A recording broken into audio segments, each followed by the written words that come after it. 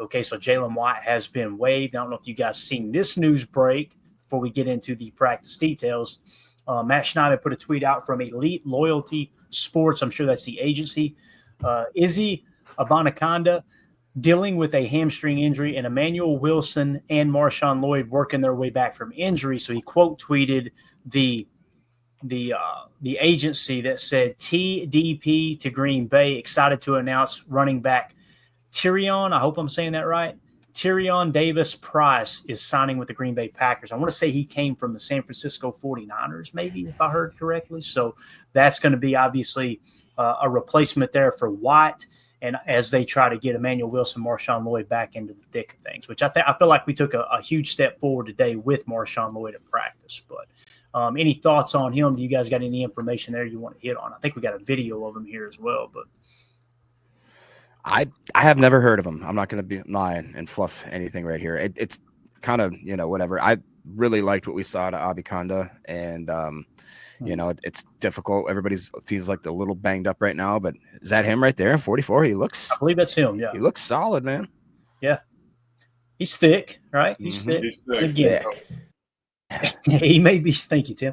He may be gone, as quick as he showed up, right? Because it did sound like Marshawn Lloyd looked really good today. So here's another one. Blake B in the chat. Appreciate you, buddy. Says Isaiah Dunn also waived/injured. So we kind of talked about that, how some of these guys are, can't make the club in the tub. One injury and it's all right. We got to move on. You haven't shown enough to this point. It's a cold-blooded business. There's no two ways about it. And the churning is going to keep happening, right, Clay? I mean, the bottom of the roster is always going to be moving in season, out of season, whatever. Yeah, no doubt about it. 6'1", 219, Bates says. That kind of reminds me a little James Stark size. I think James Stark was actually 6'2", though, wasn't he?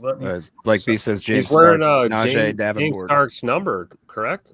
Yeah. What? Yep.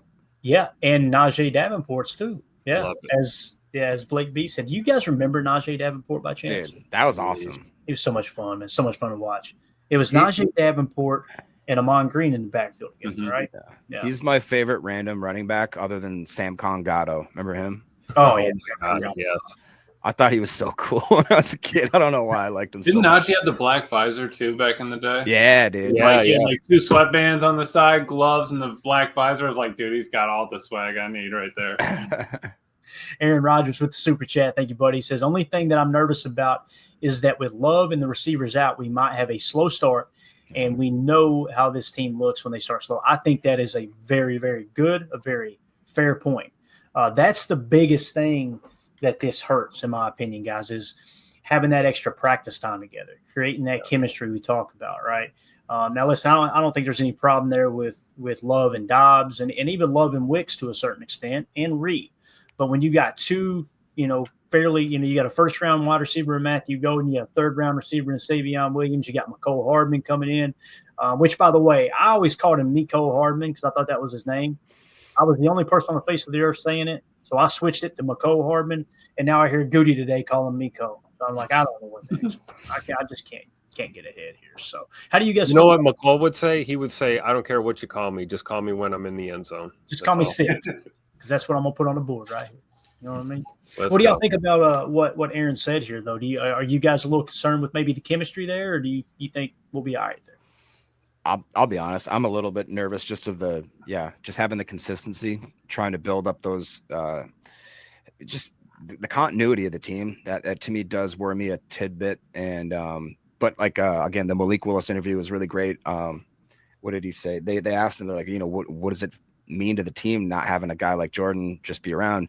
And Malik Willis very confidently said, like, hey, if we lose one guy and that means the whole season's done, or like basically a wash, like we don't deserve to be where we are, kind of thing. And said that basically his job is to just keep the continuity, keep that small increments of kind of making gains throughout the next couple of weeks while maybe he's not there, and that when the time comes for Jordan to come back, like he said, he's still in the meeting rooms, he's still in the working through the mental stuff, and went on to say, like, sometimes the mental stuff is more important than actually being out there physically, especially with some of these vets that have done it for a while and understand the process and all that. So I'm definitely worried. I don't think that anybody would lie and say that, maybe they would lie, I guess, but I personally think that it could have been way worse, and we're should be a little more confident, I think, than some of the Packer fans I've seen online right now. So I guess the only thing I would say in that regard is, when guys go down and you're playing for the guy next to you,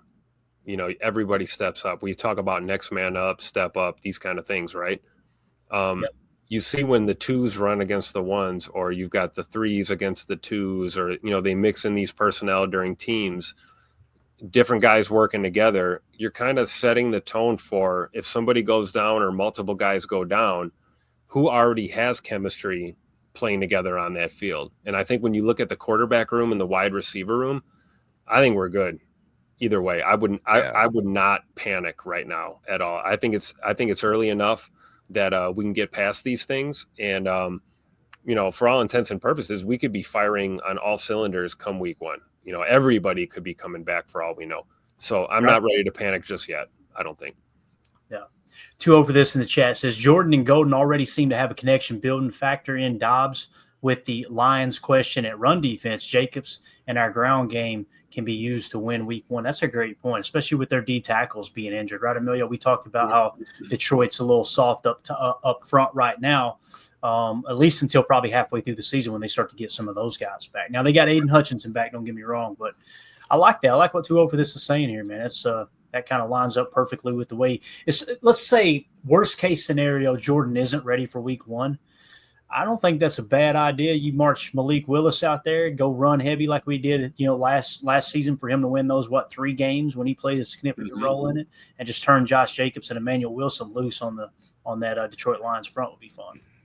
Yeah, worked well for the beginning of last season, Clay. That's what we watched, right? I was excited to go see Jordan Love play in person. Didn't get to see it. Got to see Malik cook and start this running game for the team that I think is kind of relying on it this year. You get Escalade out there, start grading a little bit, man. It'll be over. Yeah. Hey, bottom line, we got out of those games with what? A dub. That's all that matters. Get the dub. Yeah. And listen, there's some people that still think Malik Willis he just kind of won it with his legs. And there were some pretty throws that Malik Willis made. The back shoulder throw to Christian Watson right in front of me, holding my Captain Morgan slushie. I'm just telling you, man, it was a beautiful throw. Also, he hammered an out route. That's what I look like in the stands when he connected. He hammered an out route at home. I can't remember. It might have been against the Colts, maybe, an out route to Dontavion Wicks. I mean, right by the fingertips.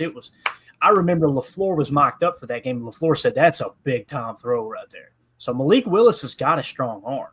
I mean, that's why everybody fell in love with him at his pro day, if you guys will remember. So, yeah. Coach Lynn says that would be hard for them to scout against if Willis goes week 1. That's the thing too, Coach, right? Yep. Put yourself in the Detroit Lions' shoes. You're going into week 1, and you don't know if Jordan Love's going to play. Matt LaFleur is not going to I would be surprised if he comes out the week of and goes, Jordan Love's starting. He'll be active. Yeah. He'll be healthy. He won't be on the injured reserve, but he'll be like, yeah, we're working through that. He's not going to let people know that. You know and then make him a late scratch and start Malik with a whole different game plan. You know what I'm saying? Like, think about it. If they come in, if you're the Lions and you're going, okay, guys, we need to allocate all the time we possibly can to stopping Green Bay's offense. Do we dive into all the Jordan Love tape, or do we go to that 3-game saturation of Malik Willis from last year? You know what I mean, Jacob? That's like and if whichever one they choose, right? Whichever one they choose, the other one they're going to be, a little less equipped in. And if they decide to go 50-50, well, guess what? You lost 50% of your practice time and your focus on one that you may not even know if they're going to play. It's, like the book I read says, a double-minded man is unstable in all his ways. That's going to knock on the confidence a little bit, man, going into that week. Yeah, definitely. And I thought one of the most telling things was actually Brian Gutekunst was asked about it. I think Tucker Kraft was asked about it. I believe Matt and Malik himself were asked, where do you feel like you are this part of the offseason compared to last? Because if you guys remember, that trade kind of happened a little bit later, didn't actually have a full offseason with the Packers, obviously. Still a product of Tennessee down there. He says he feels so much more confident, and they highlighted the fact that today he made a couple amazing throws, it sounds like. Throws that were like he just put it on them. Kind of similar to how you highlighted the out route that Matt LaFleur commented on. It sounds like that he made a few throws today that were like pinpoint, accurate, strong, kind of, aggressive in certain ways, but very just seems like he's becoming a better pro than I think a lot of people in the league expected him to be at this point in his career. The other thing nobody's talking about too is he had an entire offseason to truly learn Matt LaFleur's offense. So I think he'll be better equipped this year than he was last year for sure. Here's what Malik Willis had to say. Can I just add one note real quick before we move on? Absolutely, man. I actually saw one of those plays you were talking about, and I'm hoping the chat can help me out. Number 80. You guys know who number 80 is? I'll find. You want me to cheat? I need you to, because I'm trying to figure it out because I saw the play. Number it used to be 80. Bo. Bo's not wearing 80 anymore. I don't see a number 80, Tim. Uh-oh. It was me, guys. It was me. Hold on. I know I'm not hallucinating. Hold on. Let's see if we can find it. Who is currently somebody said Nair. Nair. Wide receiver, correct? Isaiah, right? Yeah. He's in my note. Nair. I saw one of those today right in front of my face, and Malik floated a beautiful, beautiful ball, and Isaiah Nair went up and made a great laid out full prone, made a great catch on the sideline right towards the end of practice right in front of me. It was amazing. Yeah. So I definitely see that. Don't sleep on Malik Willis and think that he doesn't have a touch with that throwing arm, because he does. He's not just run and gun. He can stand in the pocket and throw a laser or float it in there too. Yeah, and a little spoiler alert, when we get into the camp practice details today, Bill Huber picked Nair at that play, Tim, that you're talking about, as the play of the day, I'm pretty sure. Oh, man. So, Epic. The only thing maybe a little bit better was the way the defense ended practice today. I'm sure we'll get to that too. We had a great play from our defense. Got to love it. Heck yeah. If we miss it, you definitely chime in with it for sure, man. For sure. Just real quick, that Natsa Co says, isn't he like 6'4"? I believe he's a full 6'4". I think he's like 212, and he ran a pretty good 40, if I'm not mistaken. Another guy with the Packers. Here, look at this. Holy moly. Respect Oranges, sorry. 9.97 RAS and ran a 4.43 40. I mean, out of Nebraska, baby. Let's go. All right, here's what Malik Willis had to say. Shout out to Kyle Malzahn on Twitter, at Kyle Malzahn. Packers quarterback Malik Willis spoke to the media after we learned that Jordan Love is going through a procedure on his left thumb. Here's what Malik had to say. This is what Jacob was referring to. I just love the way he answers this question. No, this team can't handle one person being down for a couple of days, and I think we're in more trouble than, worrying about what I should do. I think that we should be mentally strong enough to go out here and do what we can to execute each play that's called within the timing of the play, within the execution of the play, and just play ball. I mean, it's not a one-person game. It takes all 11 at all times. I know this position that we play gets a lot of, added hype or added pressure, but it's not really about that. It's about going out and playing ball, all 11 working together. No, love this dude, man. I mean, he's done everything right since day one. The only thing he's done wrong is got drafted by a crappy organization. That's the only thing he's done wrong, Yeah. What do you think about it, Emilio?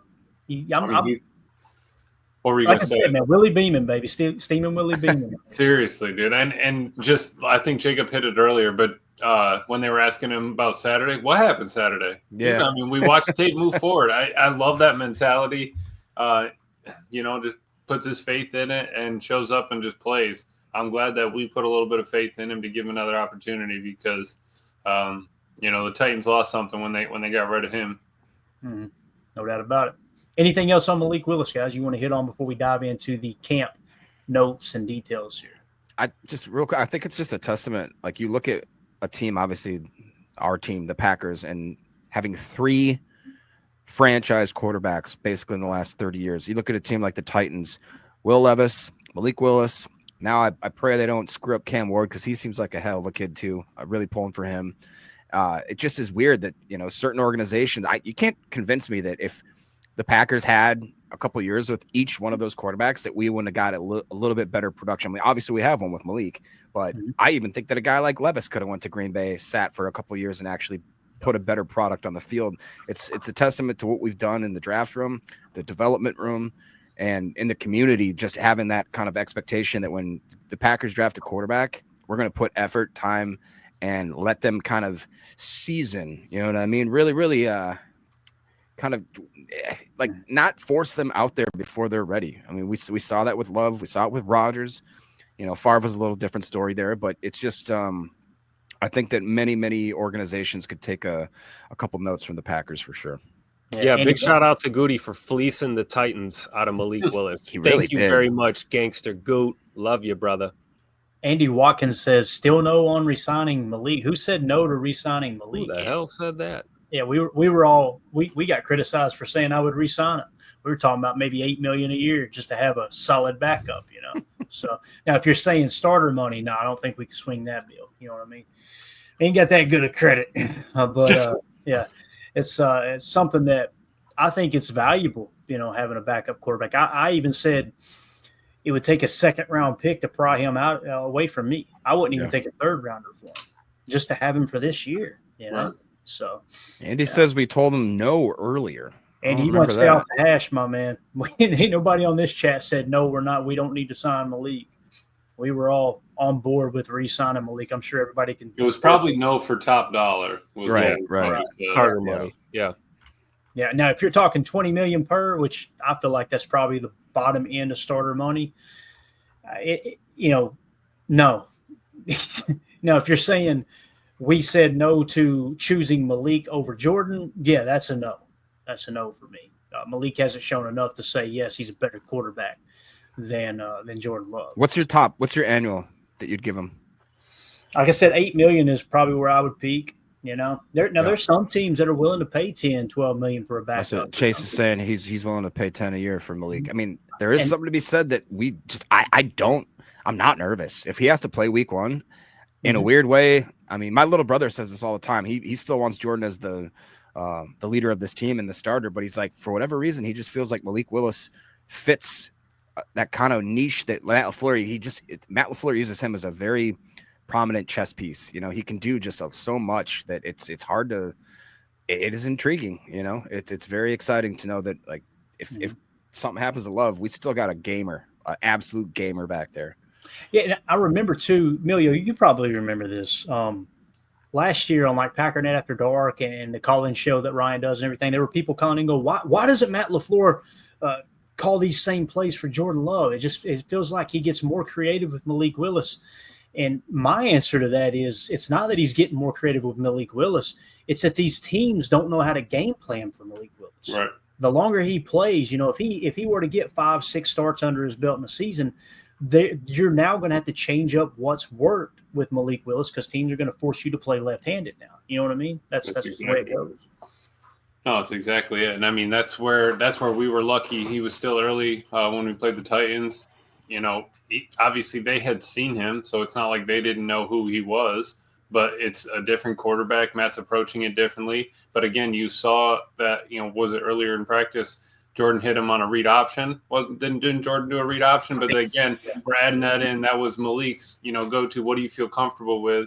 Hey, can we add that into Jordan's repertoire? I think that's something that you kind of chase down as it comes up. But no, Malik can handle it. Like Jacob said, I'm totally cool with Malik starting and moving forward. It's tough for whoever is going to the game looking to watch Jordan, but the team